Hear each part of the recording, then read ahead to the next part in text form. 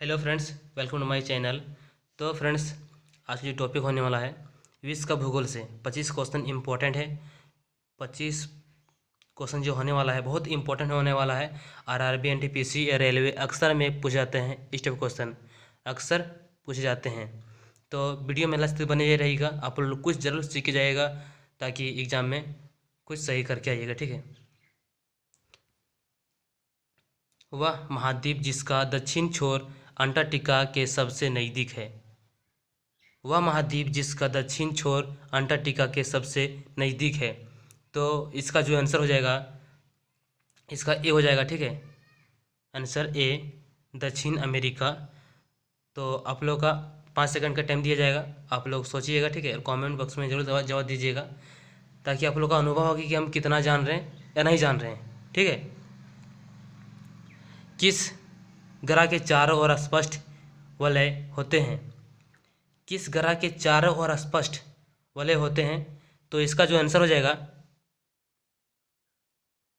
इसका डी हो जाएगा, शनि। ठीक है, किस ग्रह के चारों ओर स्पष्ट वलय होते हैं? तो शनि हो जाएगा इसका आंसर, डी।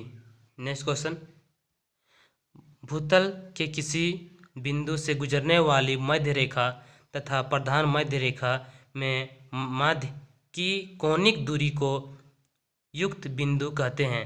तो इसका जो आंसर हो जाएगा, इसका ए हो जाएगा आंसर, देशांतर। ठीक है, इसका आंसर ए, देशांतर। नेक्स्ट क्वेश्चन चलते हैं। ग्रीनविच पर समय मध्य 12 बजे हैं। 50 डिग्री पर स्थित एक जगह पर समय क्या होगा? जब ग्रीनविच पर समय मध्य 12 बजे हैं तो 50 डिग्री पर स्थित एक जगह पर समय क्या होगा? तो इसका जो आंसर हो जाएगा वो बी हो जाएगा, समय 3:20। ठीक है, समय मतलब शाम 3:20। 50 डिग्री पर स्थित एक जगह पर समय क्या होगा? तो 3:20। ठीक है। ग्रीनविच किस देश में है? ग्रीनविच जो है वो किस देश में है? तो इसका जो आंसर हो जाएगा, United Kingdom. United Kingdom, answer B. ठीक है, ग्रीनविच किस देश में है? तो यूनाइटेड किंगडम। नेक्स्ट क्वेश्चन चलते हैं। वायुमंडल की सबसे निचली परत कहलाती है। वायुमंडल जो है वो सबसे निचली परत क्या कहलाता है? तो इसका जो आंसर है वो 5 सेकंड में हम देंगे। ठीक है, आप 5 सेकंड आप लोग सोच लीजिएगा। तो इसका जो आंसर हो जाएगा वो सी हो जाएगा, क्षोभ मंडल। ठीक है, आंसर सी हो जाएगा, क्षोभ मंडल। नेक्स्ट क्वेश्चन चलते हैं। जो वायुमंडल की है वो सबसे निचली परत, सबसे नीचे परत जो है वो क्या कहलाते हैं? तो क्षोभ मंडल कहलाते हैं। ठीक है, आंसर सी।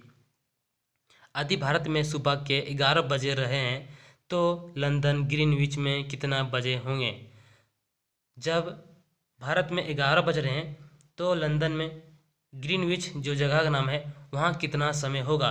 तो इसका जो आंसर हो जाएगा वो बी हो जाएगा, 5 बजकर, मतलब 5:30 बजे, 5:30 सुबह।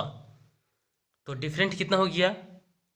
यहाँ पर सुबह होगा और वहाँ, सॉरी, मतलब वहाँ यदि यहाँ 11 बज रहा है, भारत में 11 बज रहा है तो यहाँ कितना बजेगा? वहाँ पर 5:30 होगा। यदि भारत में 11 बज रहा है तो लंदन में कितना बजेगा? 5 बजेगा, 5:30 हो जाएगा सुबह। तो इसका जो आंसर हो जाएगा बी हो जाएगा, 5:30। ठीक है, तो डिफरेंट कितना हो गया? 4 घंटा के आसपास डिफरेंट। ठीक है, 4.5 घंटा के। तो नेक्स्ट क्वेश्चन चलते हैं। पृथ्वी पर वायुमंडलीय दाब होने के कारण, जो पृथ्वी पर जो वायुमंडलीय जो होता है वो दाब होने के कारण क्या है? तो इसका जो आंसर हो जाएगा ए। ठीक है, आंसर ए, पृथ्वी का गुरुत्वाकर्षण। आंसर ए, पृथ्वी का गुरुत्वाकर्षण होने के कारण पृथ्वी पर वायुमंडलीय दाब होता है। मतलब पृथ्वी पर वायुमंडलीय दाब होने के कारण क्या होता है? तो पृथ्वी पर गुरुत्वाकर्षण जब होता है तब पृथ्वी पर वायुमंडल दाब होता है। ठीक है। मानचित्र पर बनाई गई वह रेखाएं जो समुद्र से बराबर ऊंचाई वाले स्थानों को मिलाती है क्या कहलाती है? मानचित्र पर बनाई गई वह रेखा जो समुद्र से बराबर ऊंचाई वाले स्थानों को क्या मिलाती है, तो क्या कहलाते हैं उसको? तो इसका जो आंसर हो जाएगा वो बी हो जाएगा, कंटूर्स। Answer B. ठीक है, कंटूर्स हो जाएगा आंसर बी। नेक्स्ट क्वेश्चन चलते हैं। क्षोभ मंडल मोटाई बढ़ जाती है किसके कारण? क्षोभ मंडल जो इसका मोटाई बढ़ता है वो किसके कारण बढ़ जाते हैं? तो इसका जो आंसर हो जाएगा जाड़े के मौसम में या ठंडे के मौसम में या बसंत के मौसम में या कभी नहीं बदलता। तो इसका जो आंसर हो जाएगा ये हो जाएगा गर्मी के मौसम में क्षोभ मंडल की मोटाई बढ़ जाता है। ठीक है, गर्मी के मौसम में क्षोभ मंडल की मोटाई बढ़ जाता है। तो फ्रेंड्स वीडियो अच्छा लग रहा है तो सब्सक्राइब कीजिए और बेल घंटे को दबा दीजिए ताकि इस तरह वीडियो पाने के लिए आप तक सबसे पहले नोटिफिकेशन पहुंच सके और आप सबसे पहले देखेंगे। तो फ्रेंड्स वीडियो को लास्ट तक बने रहिए, जरूर आप लोग कुछ सीख के जाइए। ठीक है। कंटूर रेखा, जो ये कंटूर रेखा का निम्नलिखित में से कौन सा एक उदाहरण है? कंटूर रेखा जो है वह निम्नलिखित में से कौन सा एक उदाहरण है? तो इसका जो आंसर हो जाएगा वो बी हो जाएगा, स्थलाकृत मानचित्र। ठीक है, आंसर बी हो जाएगा, स्थलाकृत स्थलाकृति मानचित्र। जो कंटूर रेखा का निम्नलिखित में से कौन सा एक उदाहरण है? तो इसका उदाहरण जो हो जाएगा स्थलाकृति मानचित्र हो जाएगा। ठीक है, आंसर बी। Next question. वायुमंडल की बृहत्तम परत को क्या कहलाता है? वायुमंडल की बृहत्तम परत को क्या कहलाता है, क्या कहा जाता है? तो इसका जो आंसर हो जाएगा तो ए हो जाएगा, एक्सोस्फेयर। आंसर ए हो जाएगा, एक्सोस्फेयर। ठीक है, इसका आंसर एक्सोस्फेयर। नेक्स्ट क्वेश्चन चलते हैं। वातावरण की परत जो रेडियो तरंगों को वापस पृथ्वी पर परिवर्तित करती है। वातावरण की परत जो रेडियो तरंगों को वापस पृथ्वी पर परिवर्तित करती है। तो इसका जो आंसर हो जाएगा वो सी हो जाएगा। ठीक है, आयन मंडल। इसका आंसर सी, आयन मंडल। ठीक है। नेक्स्ट क्वेश्चन चलते हैं। अंतर्राष्ट्रीय दिनांक रेखा कहाँ से होकर गुजरती है? जो अंतर्राष्ट्रीय रेखा जो होते हैं वो कहाँ से होकर गुजरती है? तो इसका जो आंसर हो जाएगा, इसका आंसर हो जाएगा बी, 180 डिग्री मान ग्रीनविच। अंतर्राष्ट्रीय दिनांक कहाँ से होकर गुजरती है? तो 180 डिग्री ग्रीनविच से, मतलब लंदन में है ग्रीनविच, तो वहाँ से होकर गुजरती है। ठीक है, 180 डिग्री पर ग्रीनविच जो अंतर्राष्ट्रीय जो दिनांक रेखा जो है ये वो 180 डिग्री ग्रीनविच से होकर गुजरती है। ठीक है, कहाँ से गुजरती है? तो ग्रीनविच से। तो कितना डिग्री पर? 180 डिग्री पर होकर गुजरती है। एसक्रोन वे रेखाएं हैं जो ऐसे स्थलों को जोड़ती है जो समान है। तो इसका जो आंसर हो जाएगा ए हो जाएगा, एक बिंदु से आतरा काल। इसका आंसर हो जाएगा एक बिंदु से आतरा काल, आंसर ए। ठीक है।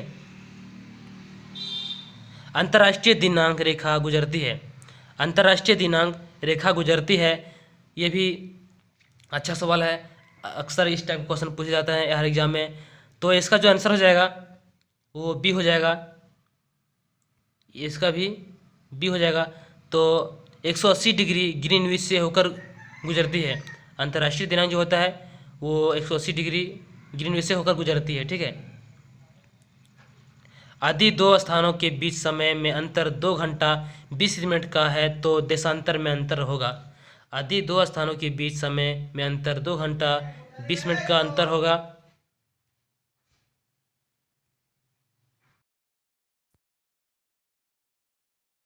यदि दो स्थानों के बीच समय में अंतर 2 घंटा 20 मिनट का है तो देशांतर में अंतर होगा। तो इसका जो आंसर हो जाएगा, तो इसका आंसर डी हो जाएगा, 35 डिग्री। ठीक है, 35 डिग्री। यदि दो स्थानों के बीच समय 2 घंटा 20 मिनट का होगा तो देशांतर में अंतर होगा तो 20 मिनट 35 डिग्री का अंतर होगा। ठीक है, नेक्स्ट क्वेश्चन चलते हैं। सूर्य में नाभिकीय ईंधन है। सूर्य में क्या है? नाभिकीय ईंधन है। तो इसका जो आंसर हो जाएगा वो बी हो जाएगा, हाइड्रोजन। ठीक है, आंसर बी हो जाएगा, हाइड्रोजन। सूर्य में नाभिकीय ईंधन है तो हाइड्रोजन, इसका आंसर हाइड्रोजन। सबसे छोटे मार्ग द्वारा यात्रा करने का आयोजन करने वाले व्यक्ति को अनुसरण करना चाहिए। हवा का, हवाओं का, नदियों का, अक्षांशों का, देशांतरों का। तो इसका जो आंसर हो जाएगा डी हो जाएगा, देशांतरों का। ठीक है, आंसर डी, देशांतरों का। यदि कोई व्यक्ति यात्रा करने का आयोजन करने वाले व्यक्ति को अनुसरण करना चाहिए तो देशांतरों का करना चाहिए। ठीक है, आंसर डी हो जाएगा। नेक्स्ट क्वेश्चन चलते हैं। ब्रह्मांड में विस्फोटी तारा कहलाता है। ब्रह्मांड में विस्फोटी तारा कहलाता है तो इसका आंसर क्या होगा? 20 का जो आंसर हो जाएगा वो डी हो जाएगा, अभिनव तारा। आंसर डी हो जाएगा। ब्रह्मांड में विस्फोटी तारा कहलाता है तो क्या कहलाता है? अभिनव तारा। ठीक है, आंसर डी हो जाएगा, अभिनव तारा। भावपृष्ठ पृष्ठ से परिवर्तित भावपृष्ठ से परिवर्तित अवरक्त विकिरण के अवशोषण द्वारा भू वायुमंडल के तापमान में वृद्धि को प्रक्रिया को क्या कहलाता है? तो इसका जो आंसर हो जाएगा, इसका जो आंसर हो जाएगा सी हो जाएगा। ठीक है, ग्रीन हाउस प्रभाव। आंसर सी हो जाएगा, ग्रीन हाउस प्रभाव। भू पृष्ठ से परिवर्तित अवरक्त विकिरण के अवशोषण द्वारा भू वायुमंडल के तापमान में वृद्धि को प्रक्रिया को क्या कहते हैं? तो इसका जो आंसर हो जाएगा वो डी हो जाएगा, सी हो जाएगा, ग्रीन हाउस कहते हैं, ग्रीन हाउस प्रभाव कहते हैं। तो क्या कहते हैं? ग्रीन हाउस प्रभाव कहते हैं, इसका आंसर सी। निम्नलिखित में से कौन सी ऊंचाई भू अस्थिर उपग्रहों की है? निम्नलिखित में से कौन सी ऊंचाई भू अस्थिर उपग्रह है? तो इसका आंसर जो हो जाएगा सी हो जाएगा, 36,000 किलोमीटर। ठीक है, 36,000 किलोमीटर, आंसर सी हो जाएगा। ठीक, निम्नलिखित में से कौन सी ऊंचाई भू अस्थिर उपग्रहों की है? तो 36,000 किलोमीटर। Okay, answer C. पृथ्वी की सतह से तुल्यकालिक उपग्रह की ऊंचाई होती है। तो पृथ्वी की ऊंचाई जो होता है वो तुल्य उपग्रह की ऊंचाई होती है। तो इसका जो आंसर हो जाएगा वो ये हो जाएगा, ये भी 36,000 किलोमीटर।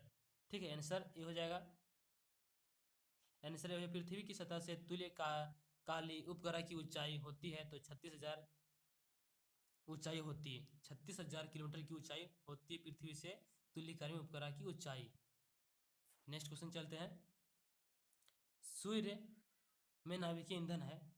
सूर्य में नाभिकीय ईंधन है तो इसका जो आंसर हो जाएगा वो सी हो जाएगा, हाइड्रोजन। ठीक है, नेक्स्ट क्वेश्चन चलते हैं। निम्नलिखित में से कौन सा ग्रह शिविर का एक परिक्रमण करने में सबसे अधिक समय लेता है? कौन सा जो ग्रह है वो शिविर एक परिक्रमा करने में सबसे अधिक समय लेता है? तो इसका जो आंसर हो जाएगा